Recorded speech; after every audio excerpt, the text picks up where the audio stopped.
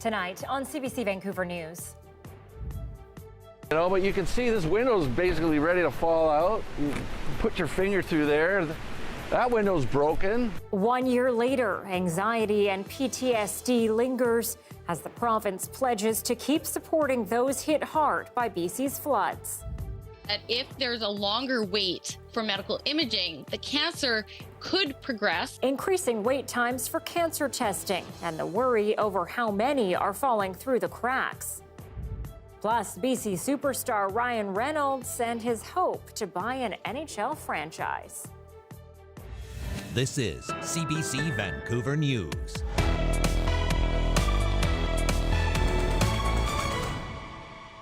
Good evening and thanks for joining us. I'm Anita Bathe. Nearly 1 year to the day since historic rainfall led to catastrophic flooding in Abbotsford Sumas Prairie, anxiety still lingers for so many. Ahead of the anniversary, provincial leaders are pledging more support and improved preparedness for the future. But as John Hernandez reports, some say there's more to be done. We've already had 2 of these atmospheric rivers in the last week and a half, and it brings back some feelings of PTSD, I can tell you. Richard Bozema is still reeling. Just about a year ago, his cattle farm was underwater. Dozens of animals were evacuated. Her mother was taken to another farm and she lay down and calved really with almost within an hour of being there. Since catastrophic rainfall flooded much of Abbotsford's Sumas Prairie last November, hundreds of millions of dollars have been committed to flood recovery.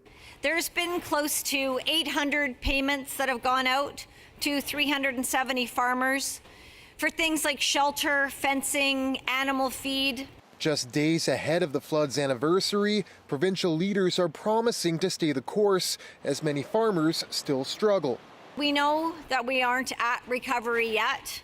While some were able to rebound quickly, others needed more time. Alongside assurances that the region is better equipped to respond to future emergencies. There's just over 3.5 million sandbags, for example.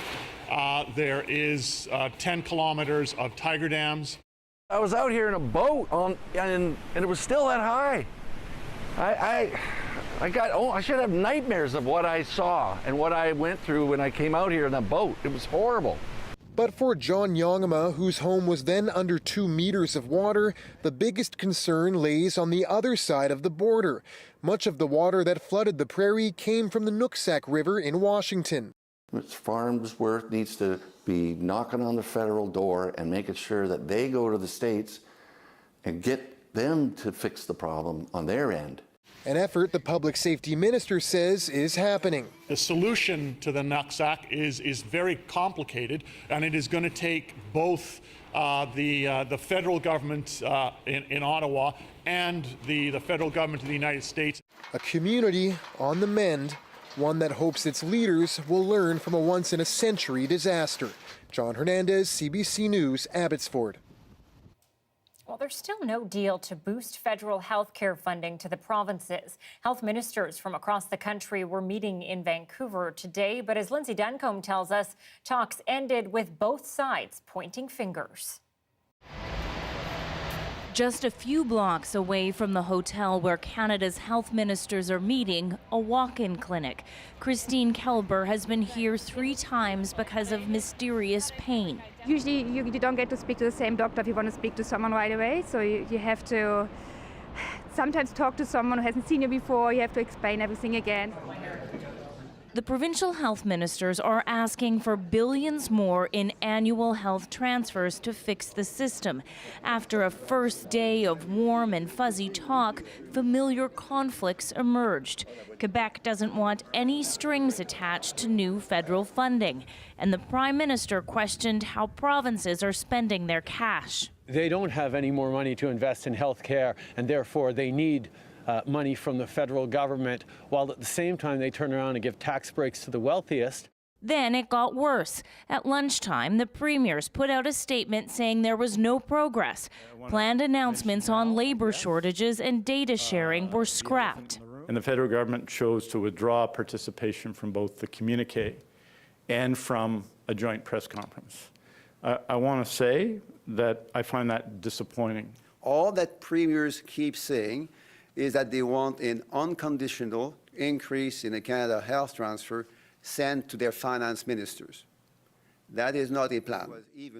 This all doesn't surprise those who watch these negotiations closely. I think we should view this meeting as just one part of a broader process, and federal, provincial, territorial negotiations are never easy. Bottom line, this is likely to be a hard winter for healthcare, with COVID-19, other infections, labor shortages, and a big injection of federal cash to help fix those problems doesn't look any closer now than it did before the ministers met. Lindsay Duncombe, CBC News, Vancouver. Testimony at former Surrey Mayor Doug McCallum's public mischief trial today is shedding light on the toxic dynamic that dominated Surrey politics in the months before the incident at the center of the case. As Michelle Gassoub reports, McCallum's team is arguing that while he may have been wrong about some details surrounding the day he claims his foot was run over, he was correct in his accusations against his political opponent. Former Surrey City Councillor Lori Guerra was the last witness to testify in Doug McCallum's public mischief trial. She testified that she and McCallum had previously been sworn at and yelled at by Debbie Johnstone, the same woman McCallum says ran over his foot. Guerra testified the Keep the RCMP in Surrey campaign that Johnstone was a part of became increasingly aggressive, showing up at council meetings and city events, and on one occasion to the front door of her home. In the afternoon, defender Richard Peck argued McCallum was facing, quote, unrelenting animosity and toxic fanaticism from the group. He says while McCallum's statements to police contained confusions and misperceptions, it was understandable that he was confused, given what he just experienced.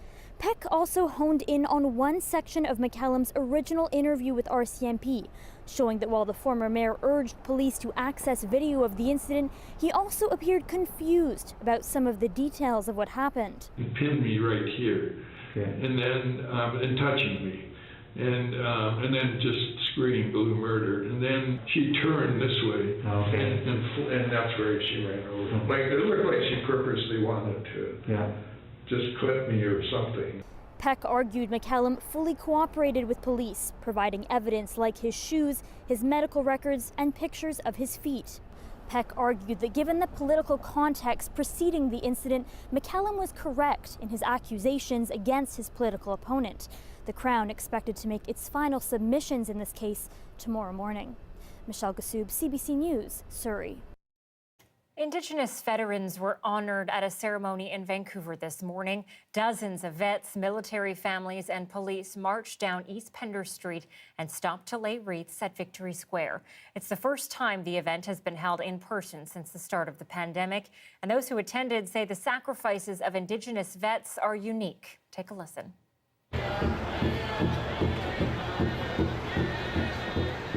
We need to remember that freedom isn't free.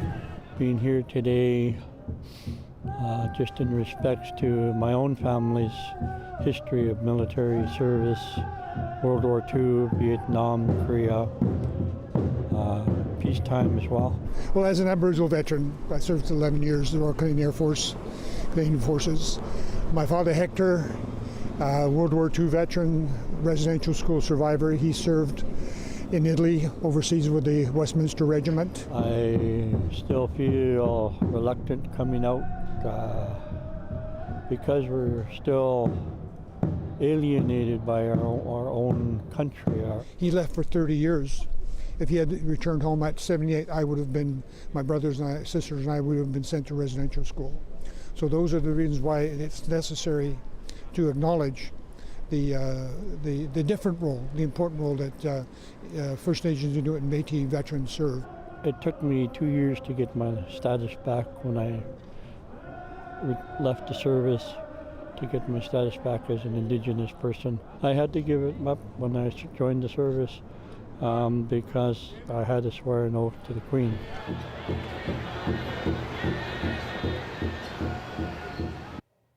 Back to Surrey now, where the newly elected mayor and council have been sworn in.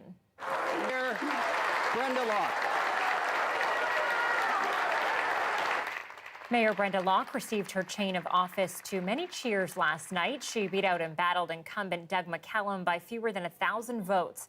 Locke and 8 councillors were welcomed with an audience of about 500 people. Locke says keeping the RCMP in Surrey is at the top of her to-do list. The RCMP are the police of jurisdiction in the city of Surrey. They will remain so moving forward. There is still well over 600 RCMP officers in this city, and so we're just really maintaining what we already have. Locke says she will ensure her council will maintain a respectful tone and bring back Surrey's ethics commissioner. With that blast of snow and wind overnight, there are questions about whether the city of Victoria has enough resources in place for homeless people. As Mira Baines reports, concerns are growing along with the number of people living on the city's streets. Struggling to stay warm as Victoria grapples with its first winter snowstorm, people living on the streets could be in for a challenging winter. Most of last night's snow has melted away, but temperatures are chilly. Grant McKenzie with Our Place Society says finding a shelter bed is not easy. Our place, we operate a night shelter year-round in the basement of our building at 919 Pandora. And we have about 30 people in there. It's full every night. We turn away between 15 to 20 people every night. So there's definitely not enough shelter space. There are worries over staff shortages at shelters and whether enough resources are in place. BC Housing announced today that 50 extreme weather spaces are ready in the Victoria neighborhoods of James Bay and Rock Bay. This just shines a spotlight on all the failures that's happened, all the failures in our system. I mean, what we're seeing on our streets is a big addiction crisis that's not being addressed, which is leading to homelessness. Victoria Police say more people experiencing homelessness have been arriving in the area from other parts of Canada and are unfamiliar with the weather and resources available. Anecdotally, and what we can say is there's been a few hundred people that are new faces to us all across Canada. So lots of folks in the Lower Mainland, but we've spoken with people who've come from the prairies and farther. The city says there is a plan for extreme weather and coordinating overnight shelter spaces. The issue of resources and coordination are expected to be discussed at the City of Victoria's upcoming council meeting on Thursday. But for now, many on the city streets will hunker down in the cold. Mira Baines, CBC News, Victoria. Meteorologist Johanna Wagstaffe is with us now. Yeah, Joe, I think fair to say a shock to the system for everyone, but especially those living on the streets. And it really is early, Anita, to see this kind of cold. Normally it's the end of November into December that we really get that first modified Arctic air mass. Look at the wind chills tonight across the province, the heart of the Arctic air up towards the Peace.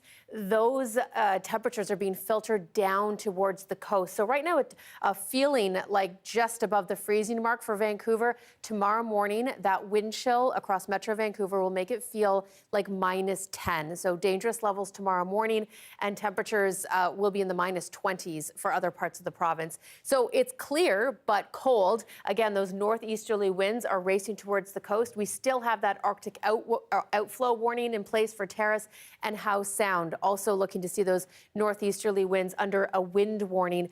Winds have calmed a little bit across the strait. We are seeing gusts to 60 kilometers per hour rather than the 80. But this cold air is here to stay for a couple of days. Here's tomorrow's forecast. Daily highs and overnight lows will be sub-zero for a few more days. But Anita, I'll take you through to the weekend when we get a bit of a warm up and talk more about that snow yesterday coming up. Okay, we'll talk to you soon. Thanks, Joe. You're welcome. The leader of Canada's official opposition, Pierre Poilievre, spoke to members and guests of the Surrey Board of Trade today. He outlined his plans for the Conservative Party and for Canada's economy in the case that he is elected as Prime Minister in 2025. Among his priorities, increasing affordable housing, fast-tracking immigration, and improving pipelines that the Trudeau government has cancelled. The solution is we need to stop stopping and start starting in this country again. And that's the kind of Prime Minister I want to be. I want to unleash the full potential of our nation by getting the government out of the way and off your back and by your side. This was Poilievre's first official address in BC since becoming opposition leader. Okay, let's turn back to healthcare now. BC, of course, is in the midst of a crisis, but it isn't the only, it isn't just the shortage of family doctors that's creating problems. There are concerns about cancer diagnoses being caught too late because of long wait times and critical staffing shortages. Earlier today, I spoke with the BC Radiological Society's Dr. Charlotte Young-Hing. I asked her just how bad those wait times for medical imaging screenings have gotten. Well, unfortunately, there are hundreds of thousands of patients waiting for medical imaging in BC.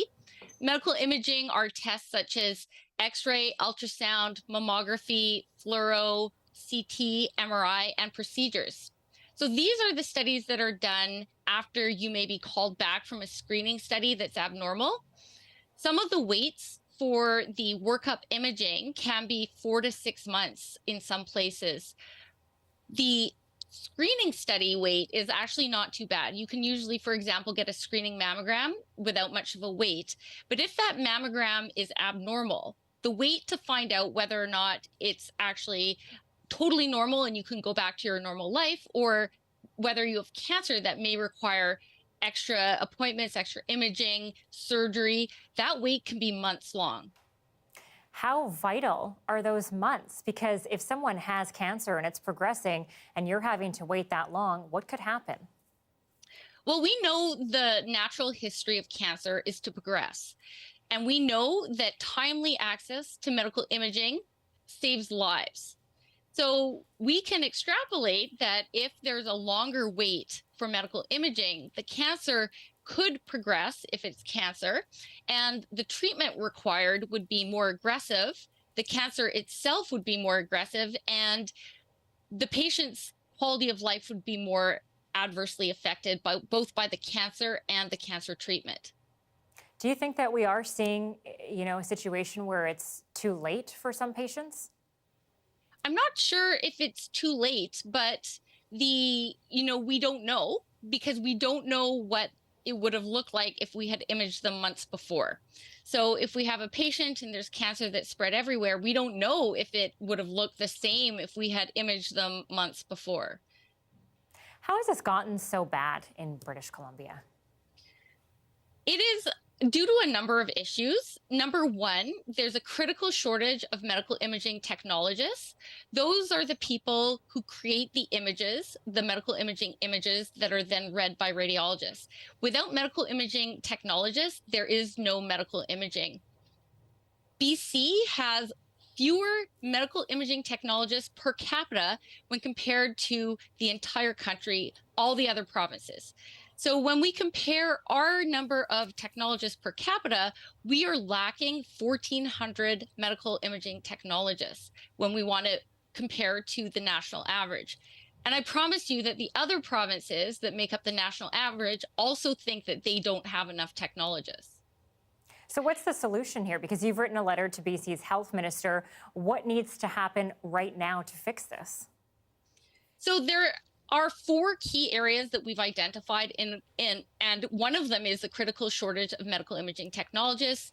The other is an urgent need to replace aging equipment and add net new equipment. There is not equitable access to medical imaging across the province.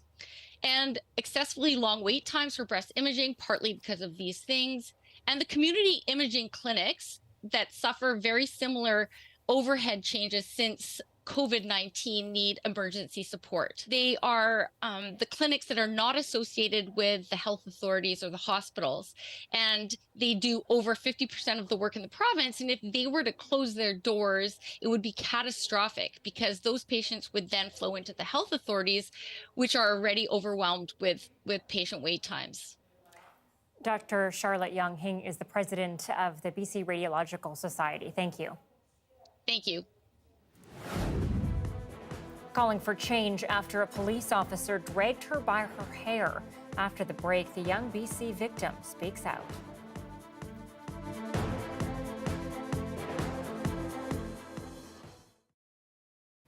Thanks for joining our commercial-free live stream. A sports showcase for people living with disabilities is set to take over the University of Manitoba this weekend. But as the CBC's Cameron McLean reports, organizers are worried about potential conflict when the Winnipeg Blue Bombers face off against the BC Lions later that day. On November 13th, the University of Manitoba is hosting a massive sporting expo aimed at people living with disabilities. But organizers are worried about what happens 90 minutes after that event ends. Here at IG Field, The Winnipeg Blue Bombers are playing in the CFL Western Final, and organizers of the Sporting Expo are worried that game day traffic could make it difficult to get attendees out safely. It's for people with a disability, that's how it started, but really it's a bigger conversation about accessibility and inclusion. So Kirby Cote is excited about the Accessible Sport Connection Expo.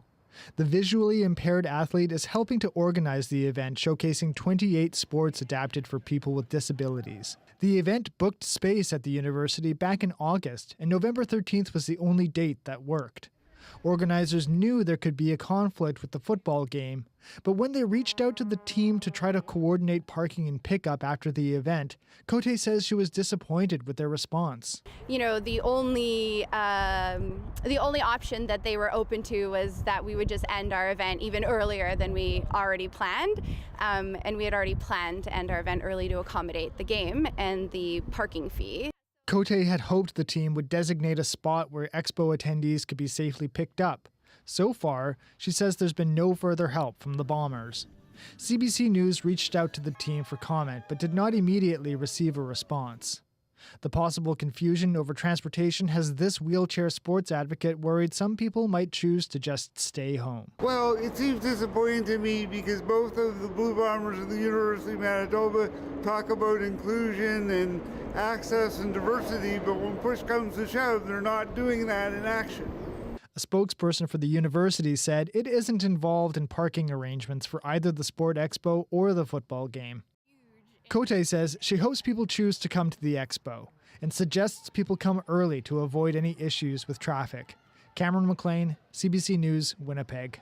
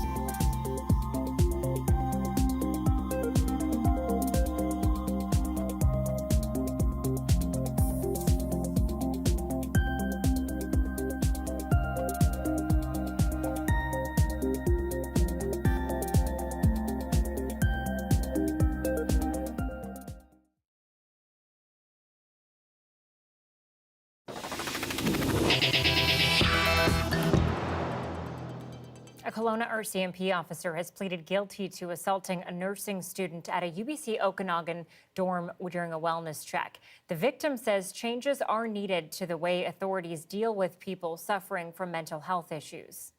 Quite relieved. I'm quite glad that she's taking accountability for the harm that she's caused me. Yesterday, RCMP Constable Lacey Browning pleaded guilty to assaulting Wang. This case made headlines when surveillance video emerged showing Browning dragging Wang down a hallway, pulling her hair and stepping on her head during a wellness check. Wang says the incident left her bruised, traumatized, humiliated, and shamed. Earlier, she spoke with CBC reporter Brady Strachan.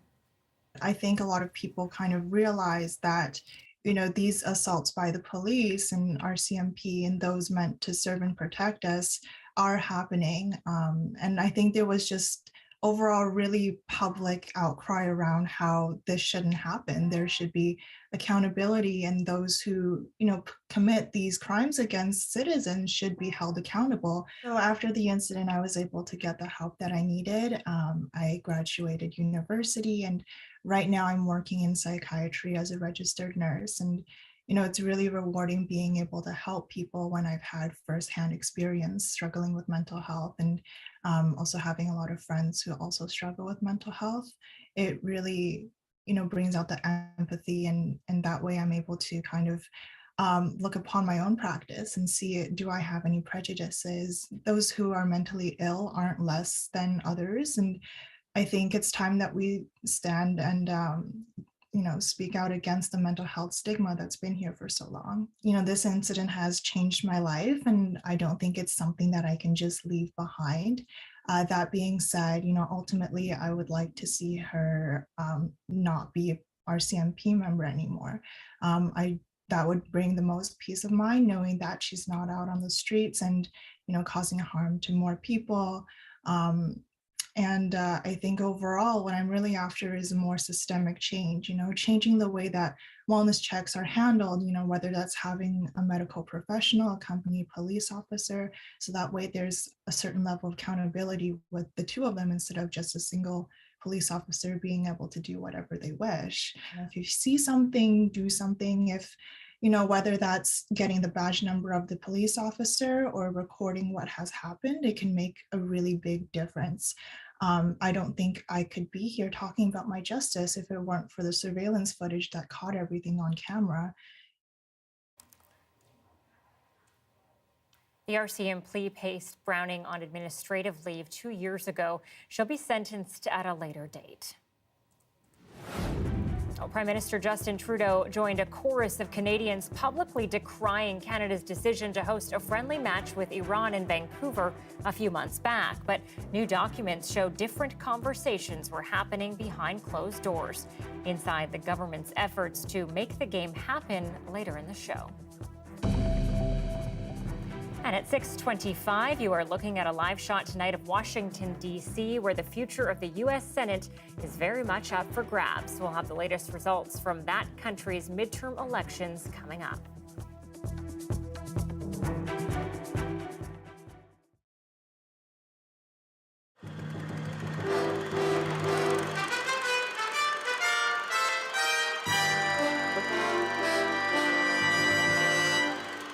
A couple of days ago, people in Washington state had their say in the debate over euthanasia. They voted against an initiative which would have made doctor-assisted suicides legal. Today, the Dutch government made a move of its own. It unveiled legislation that would allow a doctor to end the life of a terminally ill patient. But there would be very strict conditions, and euthanasia would technically still be a criminal offense.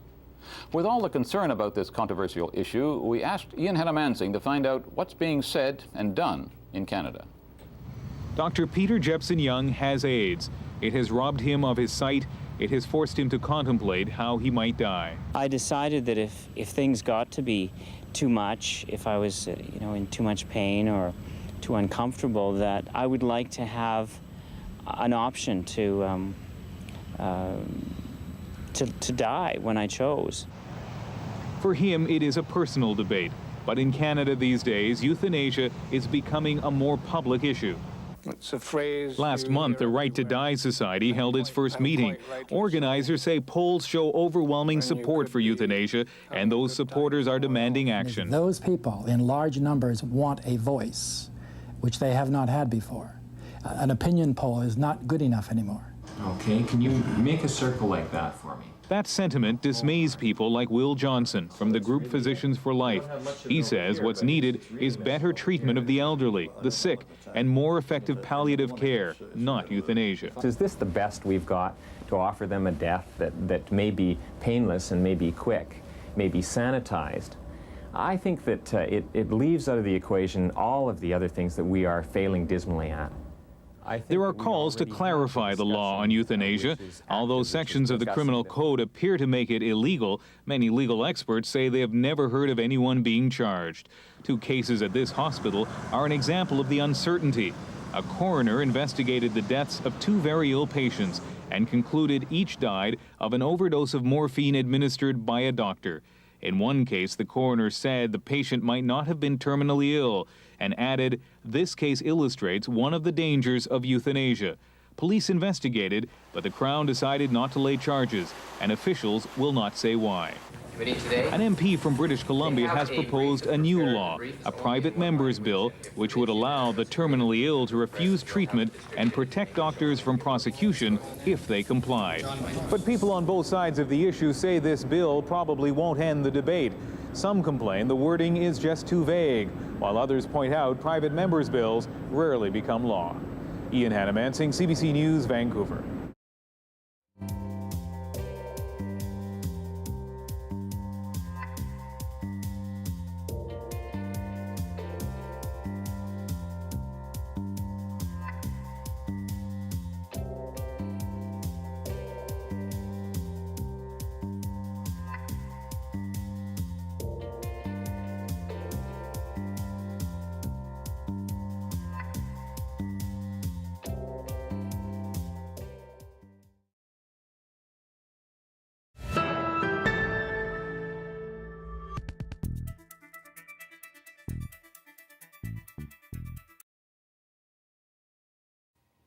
It is a massive night for politics in the United States. Voters are casting ballots in the midterms to decide who controls Congress of dozens of governor's seats. Now, those results could shape healthcare policy, the judiciary, and the presidency for years to come.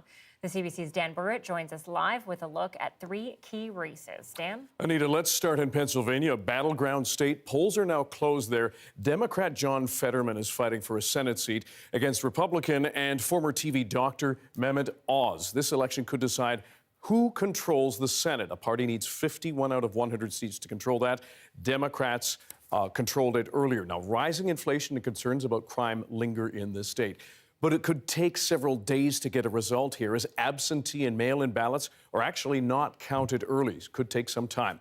Let's go to another state not too far away. Polls also closed in Michigan. Abortion rights are literally on the ballot here. Voters there are to decide whether to enshrine the rights in the state Constitution. The Senate rate in Georgia, meanwhile, could also could determine who controls the Senate. There is also a rematch here of the 2018 governor's race. But the candidates in this state must win at least 50% of the vote to avoid a runoff in December. So a lot at stake here, Anita. Okay, Dan, can you put some of that into perspective? What is exactly at stake in these elections? A lot. Traditionally, the party that controls the White House suffers losses in midterms, and this is what is at stake, control of Congress. Before the elections, Democrats had the majority in both the Senate and the House of Representatives, but not by much. Whoever controls Congress can slow down President Joe Biden's agenda. As we mentioned, abortion rights are on the ballot in Michigan and elsewhere, a huge concern for millions of women and others after the Supreme Court overturned Roe versus Wade,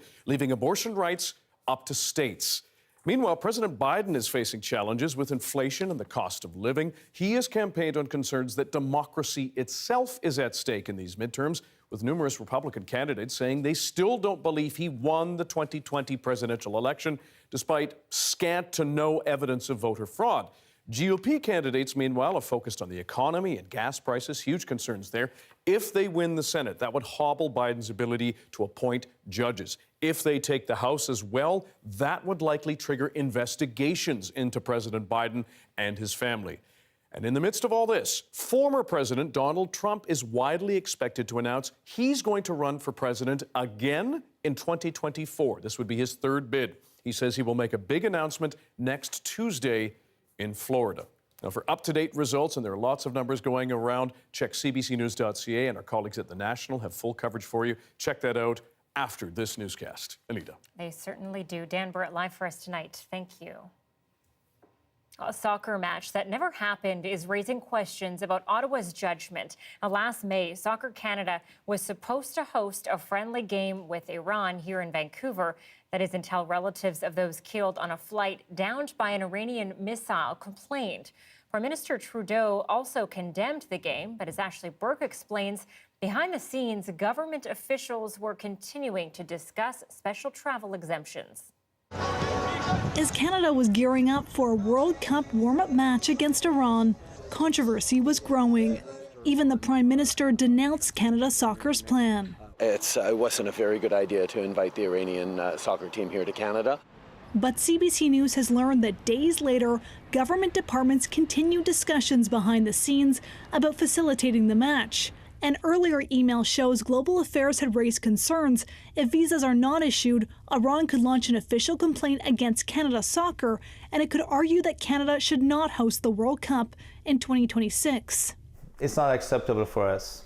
Hamid Ismailian's wife and daughter were among Canadians killed almost 3 years ago, when Iran's Revolutionary Guard Corps shot down their flight.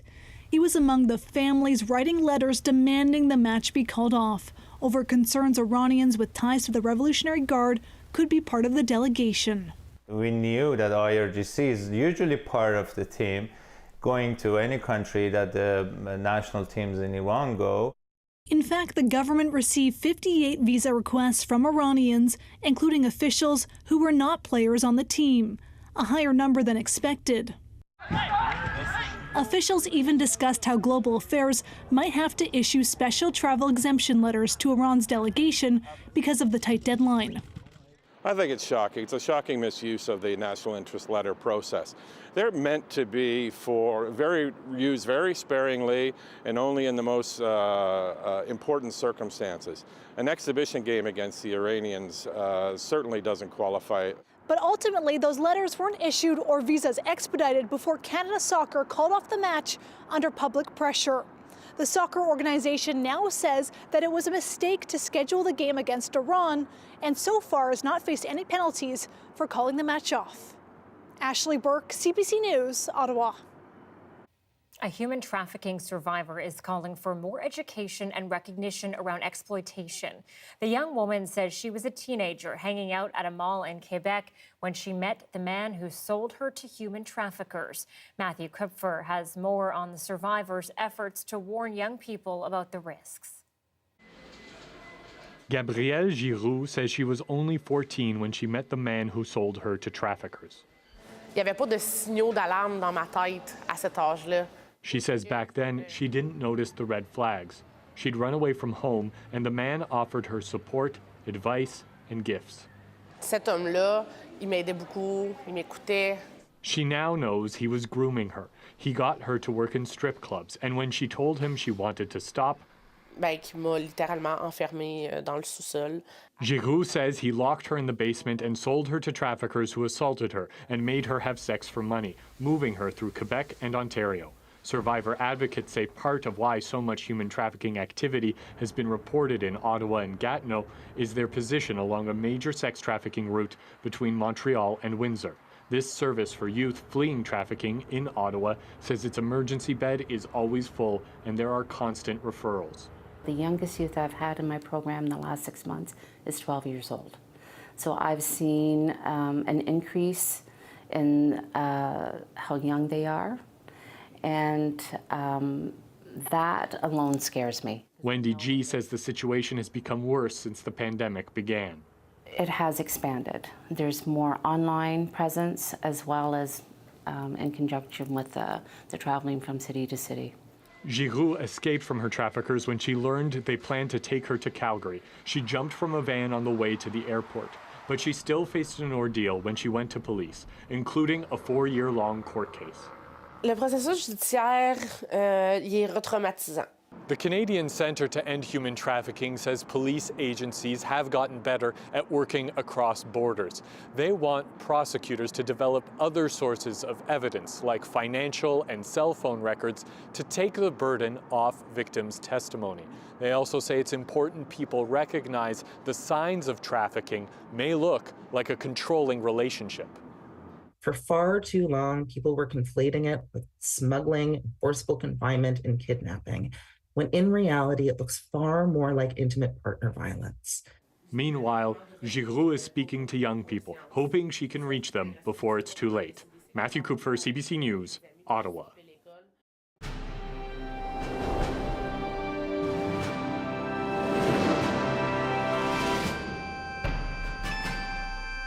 Today is National Indigenous Veterans Day here in Canada. The memorial has been marked since 1994. Before that, though, our country had a long history of denying Indigenous veterans the recognition and dignity they deserve. Many were buried in simple graves that were neglected and eventually forgotten. As the CBC's Juanita Taylor shows us, there's an effort to change that. So Augustine is up here. World War II Métis veteran Augustin Beaulieu is buried here in Lakeview Cemetery. Fresh snow making his military headstone stand out. This will be the first Indigenous Veterans Day where Beaulieu's grave is marked with a headstone. Before, it was a wooden cross that had rotted away, leaving his final resting place unmarked and unknown for years. It was through research done by Floyd Powder that Beaulieu's grave was found and restored. A different division of Veterans Affairs is does monument and restoration that. I checked various sources and I couldn't find them. Find the grave identified that Augustine Beaulieu was buried there, but had that article of August Beaulieu being, shot in there. So I'm assuming it was him, but the city couldn't confirm, so I had to do more digging. Bolio, originally from Fort Resolution, Northwest Territories, survived World War II. He served with the Canadian Scottish Regiment. Now his family is content. And as a family, it's brought us a lot of us together, and we can always meet up and be able to go and visit his grave. Once a week or every couple of weeks, depending on. Powder, a veteran himself, volunteers his spare time with a federal program called the Last Post Fund. So when I first was asked to check for a couple of headstones in the cemetery here in Yellowknife, I noticed that there was a number of bases for headstones, but no headstones in them. So to me, that struck me as being wrong. In 2019, the Last Post Fund started focusing on Indigenous veterans, part of Canada's reconciliation process. To enlist in war, all Indigenous soldiers had to give up their treaty rights. Indigenous veterans, when they retired from their service after World War I, II, and even Korea, they were denied benefits as their colleagues that they served on the battlefield with. Métis pilot Robert "Bobby" Douglas served 2 tours during the Second World War.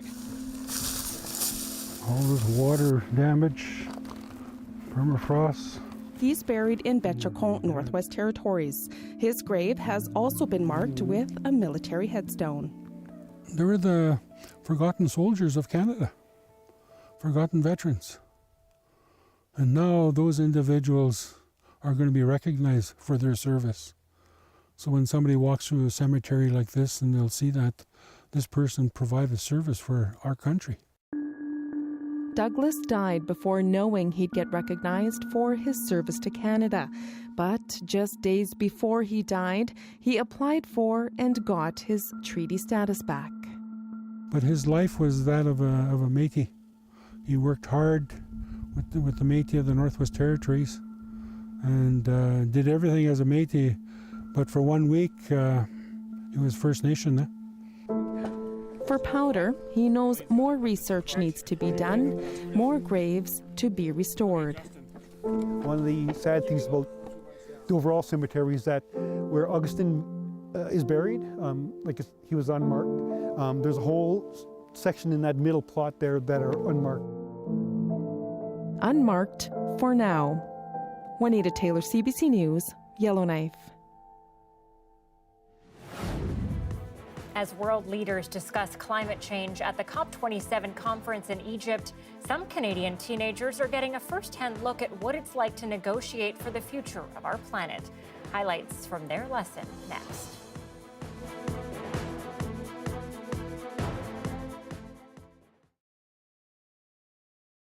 We are people who embrace death the way you embrace life. It's 2013. Police have discovered a sinister plot that feels horrifyingly familiar. On July 1st, the RCMP arrested and charged John Stewart Nuttall and Amanda Cordy for terrorism-related activities. The RCMP said Nuttall and Cordy were inspired by Al-Qaeda. But almost right from the start, something about the police version of the story just doesn't add up. There's somebody that planted a seed in the back of their head to do this, because just the 2 of them alone could not have pulled this off. That's the legislature, okay? You destroy that, it's the same as destroying the White House. It's a story about how love, faith, and betrayal can turn reality inside out. We had no knowledge of how to work a nuclear submarine. How hard could it be, honestly? Probably pretty hard. Perhaps the radicalization was assisted by others. Where did he get the knowledge and the mentality to do this? Okay, I can come up with a plan. Give me my hard drive back, and I'm gonna work on it more. Shock, disbelief, those are some of the reactions from people who knew the couple in the suburbs, now suspected of planning bombs at the BC legislature. Anybody can make a bomb. What's hard to find is the will to detonate it. We'll take you deep undercover into a mind-blowing sting operation. And it's a really wild ride. You walk out the door and all of a sudden I have a machine gun sticking in my head. I'm Dan Pierce, and this is Pressure Cooker, available on the CBC Listen app or wherever you get your favorite podcasts. We got the real pressure cookers now.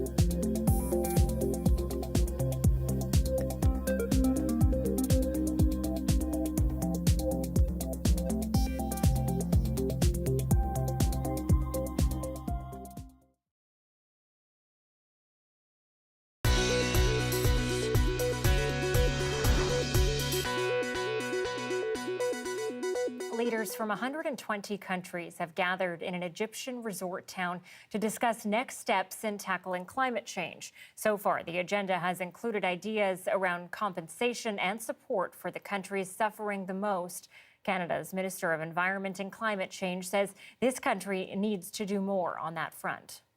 We need to have an open and frank conversation about loss and damage, which countries like Canada and many developed nations have refused to do so far. We've tended to park this conversation in a very technical area, refusing to have real political conversation about this.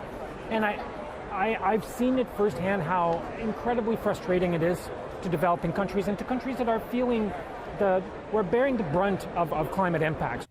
Countries in Africa and Asia are already dealing with high temperatures, floods, and drought. Many speakers at COP27 have urged wealthy countries to focus on climate change despite other international crises like the war in Ukraine.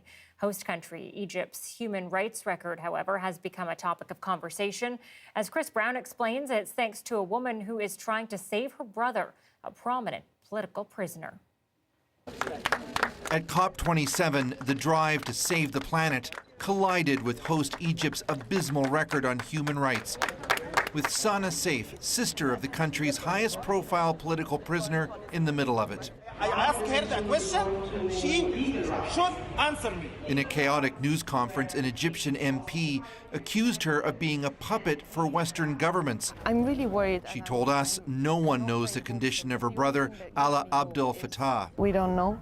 Since he stopped water, we haven't had any proof of life. Abdel Fattah is a blogger who protested military rule. He spent the better part of a decade imprisoned and is now on a hunger and water strike. She's asking Canada to pressure Egypt for his release. I know Ala is not Canadian, but other embassies can show their solidarity. Her pleas have galvanized civil society groups here who say without political freedoms, you can't have progress on climate. The government of Egypt does not take concrete action to release him within the next few days. He will die. He will die, and this ghost will haunt COP27. Canada's Minister of Environment and Climate Change, Stephen Guilbeault, told us he's raised the matter with Egypt. The Canadian government is having very frank and honest conversation about human rights with the Egyptian government. It started before the COP, it's happening during COP, it will continue after COP. The Egyptian government claims this is a matter for the courts. Wael Abu Maged is a former ambassador to Canada. We would hope that conditions are appropriate and that he chooses not to harm himself in that fashion. Sana Saif says she fears her brother may be force-fed to keep him alive while the UN delegates are here. Several European leaders have also raised his case, which is now arguably getting as much attention as the climate talks. Chris Brown, CBC News in Sharm el-Sheikh. Now, climate change is, of course, a big concern for young people in many countries, including this one. That led students from more than 24 Winnipeg high schools to attend class at a museum. As Emily Brass reports, they learned about the problem and some steps they can take to address it. Students filed into classrooms for a different kind of lesson. You are going to have 4 rounds. The Climate Action Youth Forum is aimed at getting teens working together, even when they might be competing. So I'm going with 1. Same. The game got them thinking like politicians, pushing them to make tough decisions on addressing climate change on a budget. Sometimes they'll trade, they'll barter amongst themselves and work as a team.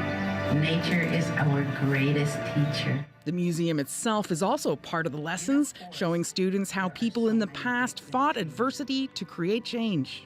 I believe that is what us youth need to hear, that we need to be, that these small actions that we take are important and we are the catalyst for change and we are the future. So when we think about action projects for climate change. Another session tackled ways to turn fear over what might happen to the planet into hope. Stressed, anxious, climate anxiety, but also it's empowering in a way that after all these generations of people, not doing anything, that we're the ones that are finally taking a stand. Learning about climate change can be really overwhelming. Organizers say the key is taking action. They recruited local groups to give workshops on making a difference in your own backyard.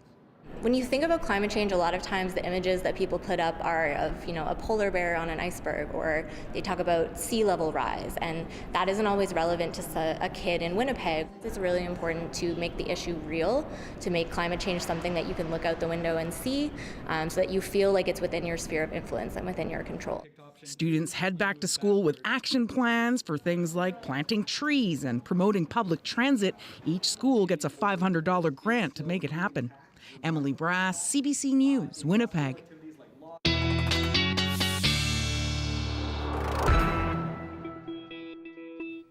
Meteorologist Johanna Wagstaffe is here to talk one of my favorite topics. Snow. Yeah. Yes.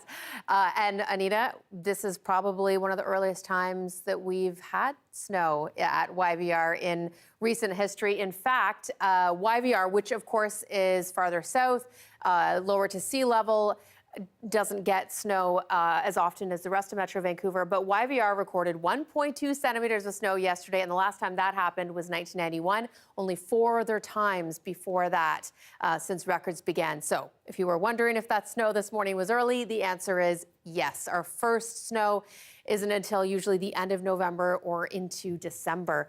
That Arctic air really was the catalyst colliding with that moisture south of the border. I want to take you through the next couple of days to see if there's any more moisture injection potential leading to some flurries with this cold air mass in place. So here's tomorrow evening, and notice this little Pacific system, I should say, trying to get into that Arctic air mass.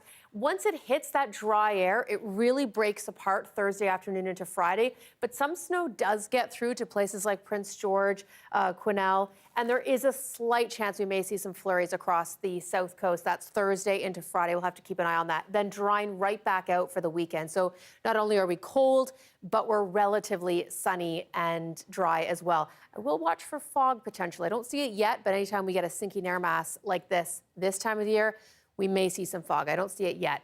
Bigger picture, keep your eye on the pinks. That's the Arctic air mass. And notice it does move out for the end of the week. Here's Friday, Saturday, Sunday. We start to see that Arctic air visit the Great Lakes, really for the first time this season. But notice we're not exactly warm. We're not into our seasonal greens, even as we head into the weekend. So we'll see a little bit of recovery, but not getting back to our seasonal of 9 or 10 in the foreseeable future. So the next couple of nights, look for chilly starts to the day. Tomorrow, that wind chill will feel like -10. We get a bit of recovery for Friday into the weekend, but those overnight lows still flirting with the freezing mark, Anita. You went really quickly by that -10 remark, I did. Just -10 tomorrow morning, no big deal. Oh, okay, great. It is, yeah. I'll break out the double parka for sure. Great call. Yep, that's tomorrow morning. All right, thanks, Joe. You're welcome. He's already the proud owner of a Welsh soccer team, but will Ryan Reynolds pull the trigger and buy an NHL franchise? After the break, the superstar's interest in the Ottawa Senators and whether he has the funds to finalize the deal.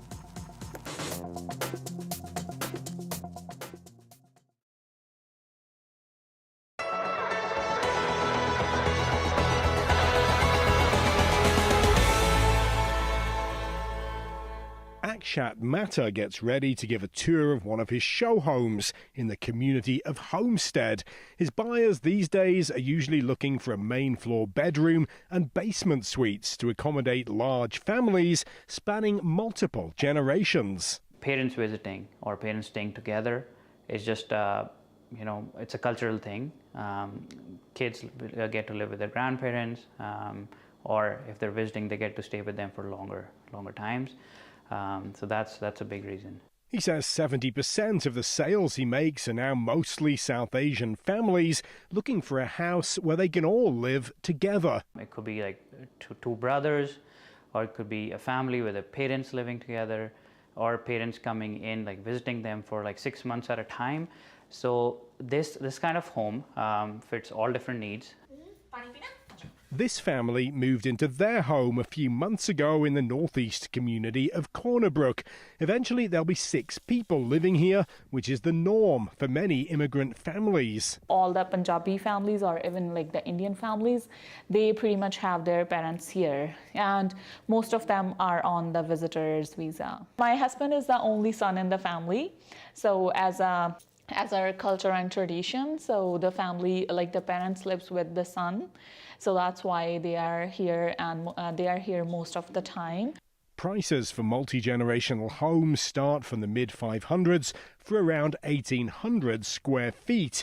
Akshat Mata says he's inundated right now, especially with buyers from Ontario and BC. Dan McGarvey, CBC News, Calgary.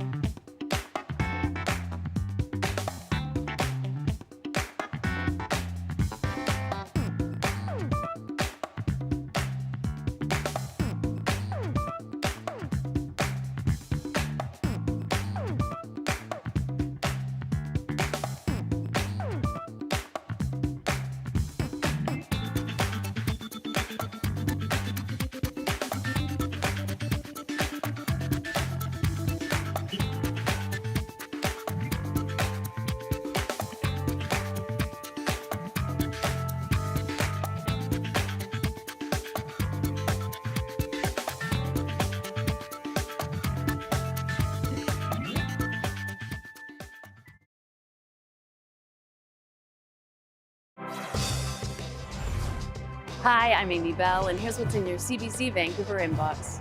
Join Kitsand journalist Angela Starrett as she uncovers land theft in Canada in the new CBC British Columbia original podcast, Land Back, out November 15th. And never miss a special programming series, event, or contest. Subscribe to CBC Vancouver's e-newsletter at cbc.ca/Vancouver inbox and keep connected with us. BC-born actor Ryan Reynolds has confirmed rumors that he is trying to buy a hockey team, not the Canucks, but the Ottawa Senators. It's very expensive, so I need a partner with really deep pockets. Reynolds told Jimmy Fallon on The Tonight Show that he would like to buy a team as part of a consortium, and it seems like Sens fans were watching. They gave Reynolds a standing ovation at tonight's game. The team announced last week that it was up for sale. Okay, and if you think your bicycle is too easy to ride, you might want to try something different. Check this out.